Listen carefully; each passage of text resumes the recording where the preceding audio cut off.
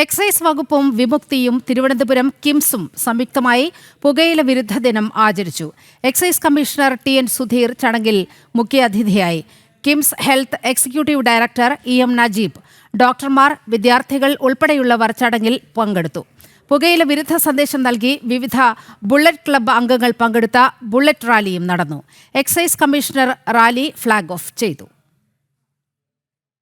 പുകയില വിരുദ്ധ ദിനത്തിൽ നമ്മൾ ഒത്തുചേർന്നിരിക്കുന്നതിൽ ഇപ്പം സിഗരറ്റ് വലിയ പുകവലിക്കും പുകയില ഉൽപ്പന്നങ്ങൾ ഉപയോഗിക്കുന്നതിനും എതിരെ മാത്രമല്ല നമ്മൾ കാണുന്നത്, പുക വലിക്കുന്നതിനേക്കാൾ എത്രയോ അപകടമാണ് പുകയില ഉൽപ്പന്നങ്ങളായി പാൻ മസാല ഉപയോഗിക്കുന്നതെന്നാണ് ഞാൻ മനസ്സിലാക്കിയിരിക്കുന്നത്. ഡോക്ടർമാർ അതിനെക്കുറിച്ച് കൂടുതൽ പറയും.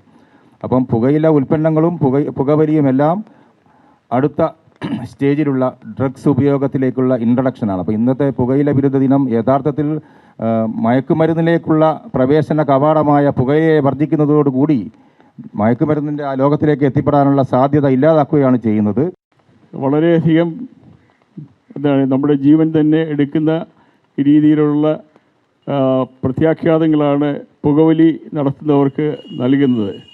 ചവച്ചും ചുമച്ചും ഒരു ജീവിതം നശിപ്പിക്കുന്ന രീതിയിലേക്ക് വരും. ലോകത്ത് നോക്കുകയാണെങ്കിൽ ഈ പുകവലി കാരണം എവരി 6 സെക്കൻഡ്സിൽ ഒരാൾ മരിക്കുകയാണ്.